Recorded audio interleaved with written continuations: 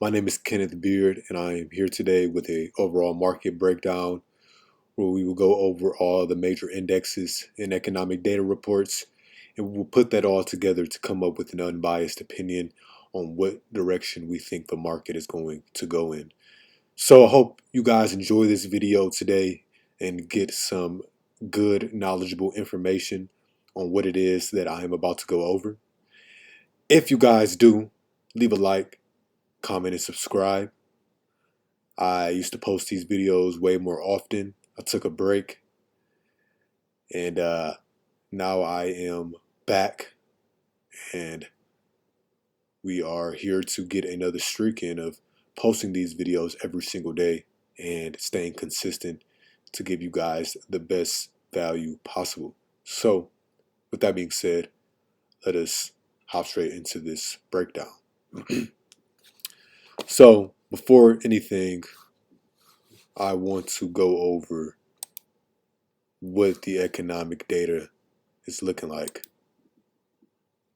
So, looking at our market watch here, which shows us the overall economy and the data that is being released by the U.S. Census Bureau. Tomorrow, we have non-farm payrolls, unemployment rate, average hourly earnings, labor force participation rate, 25 to 54 years old. Chicago Fed President Charles Evans speaks on regulation. So, these are the economic data reports that we have for tomorrow, Nothing too exciting or extravagant going on. We want to see how these unemployment rate numbers look.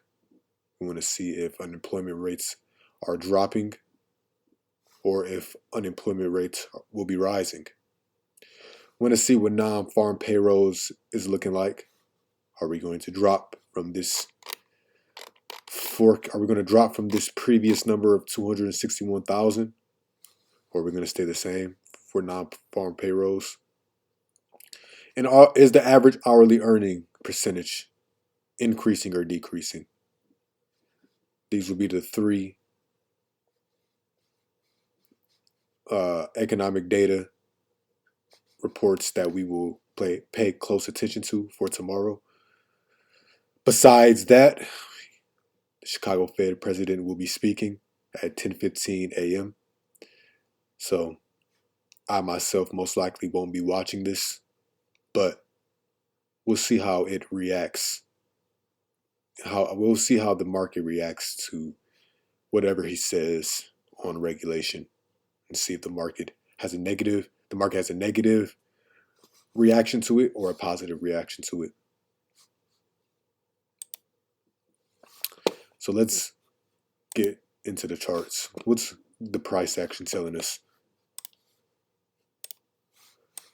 I always like to start off with the monthly charts because the monthly charts will give us a smooth and clear indication of price action. We can see from the longer term and overall picture of what exactly is going on. So, with that being said, looking at the SPY here, we reached up to a high of $479.98. Actually, I'm not going to look at the SPY. I want to look at ES. Let's look at the futures. And I'm going to clear off my drawing board. So, let's do some technical analysis here. What do we see? Made the high of 4808.25. Saw the downtrend on the monthly. Held the 200-day with precision. And ever since, we've been seeing a 2-month rally. Today's the 1st of December, which would make the first day of the month. And on the first day of the month, clearly we had a little bit of resistance. Not too much, nothing catastrophic, and nothing to be concerned about, but we did see a little bit of a halt here. So, sitting right below the 20-day on the monthly, but in conjunction to the monthly chart, I wouldn't pay extreme attention to the 20-day. I'd really only use this SMA for shorter time frames like the 4 hour and the hourly, and those shorter time frames to really give me precise trend evaluation. But the longer terms like the 50 and the 200 are the most accurate in my opinion. So it's been the most accurate for me. So just because we're sitting below the 20-day, which is the short term moving average, doesn't mean that we'll see a rollover from here. Now, looking at the weekly chart, we can see with a little bit more precision where our trend is. And we can see here we have made a touch at the upper hand, at the upper portion of the resistance here, at the upper portion of the trend, here, here, and here. So, looking at that, we are breaking through our upper portion of the trend. We're breaking through with some decent volume, nothing extravagant, nothing abnormal. So there always is that possibility that we could roll over from here.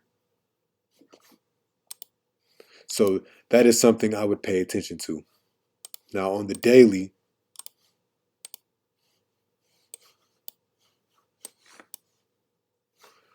we can see that we are now crossing above the 200-day SMA, which is a good sign. That's something that we want to see. That gives us a very bullish indication. So for the first time in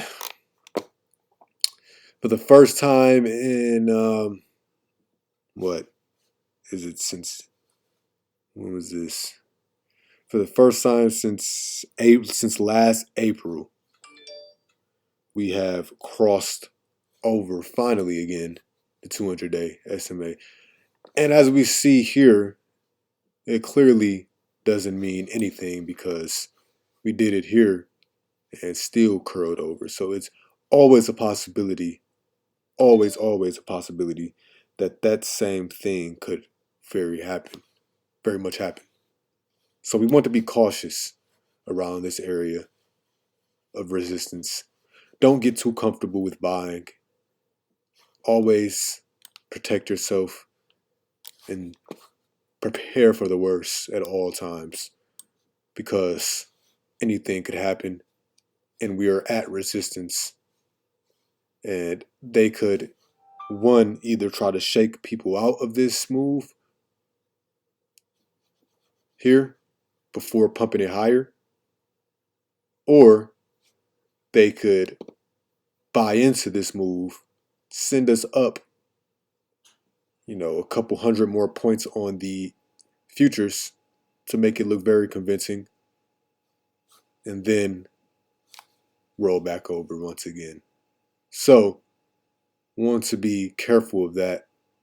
What I would want to see for a good confirmation that this trend will continue is I want to see this get at least to this, I would say, to this previous resistance here, because we do have horizontal resistance points. We have one here. We have one here. So, need I remind you, once we get here, we may see a little bit of a curl over. We may see it consolidate for a minute. We may even see it break through and fail and come back into this range. There are different possibilities of what could potentially happen around here. So, with that being said, you want to wait for it to break through, hold, either make a break and retest and continuation. Once we break and retest, we then have the level at 4,300 that we have to then conquer.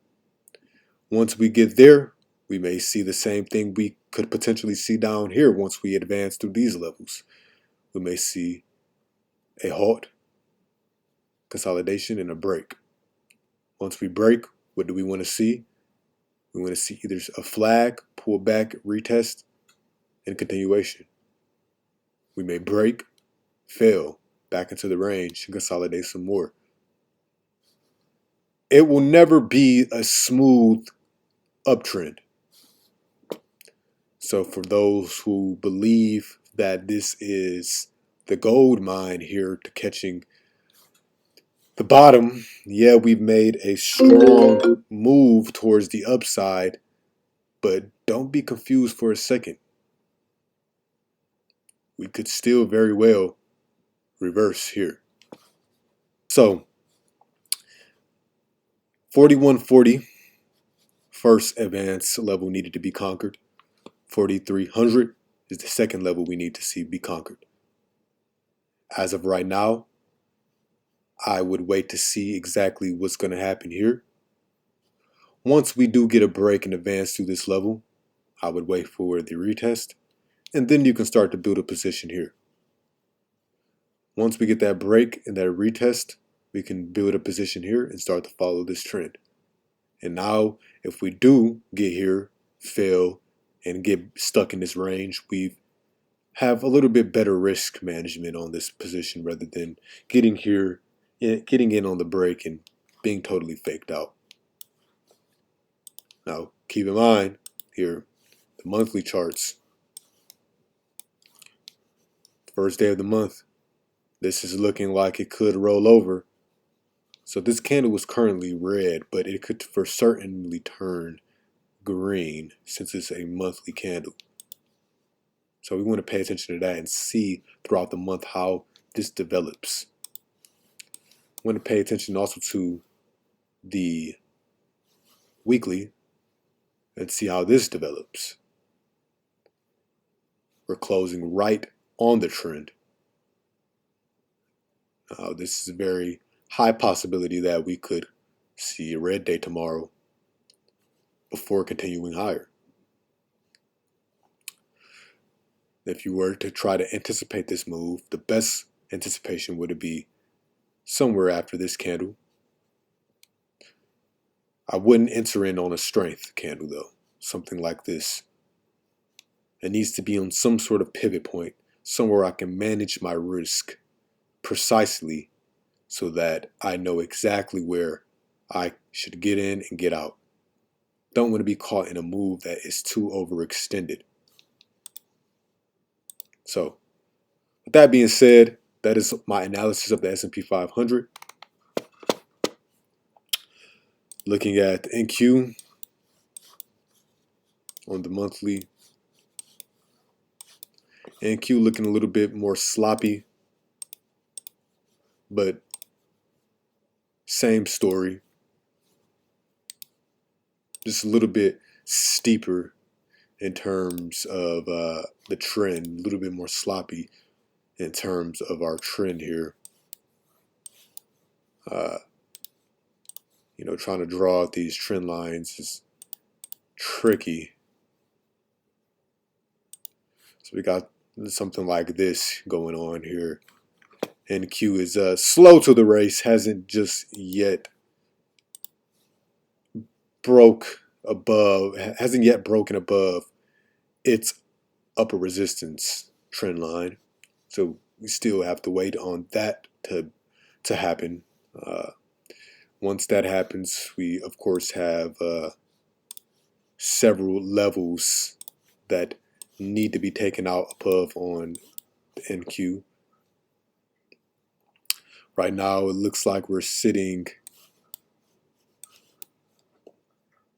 sort of, kind of. This could be some resistance. See, it's a sloppy resistance point. I would say let's look further back and see if there's any more points in conjunction,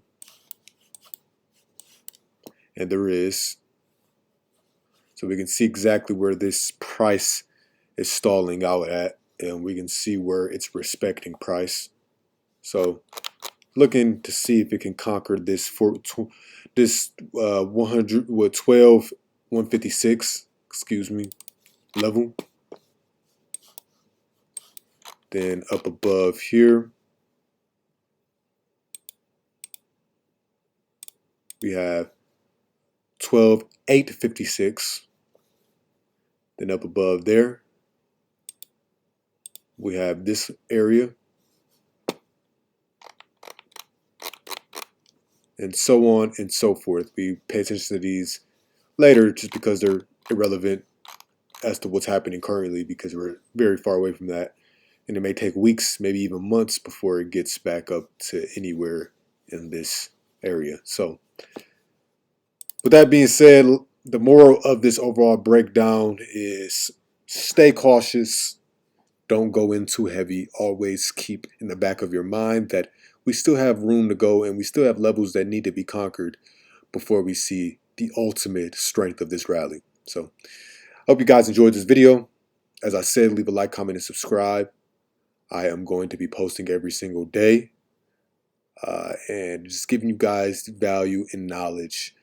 And every now and then I'll throw in a tutorial video of technical analysis and how to read economic indicators and how to read indicators and how to do different option strategies and make money using debit credit spreads, which is a strategy that I utilize to small grow accounts and see passive income, and just overall be consistent when it comes to winning in the stock market. So I'm going to end this video here, and hope you guys have a good one.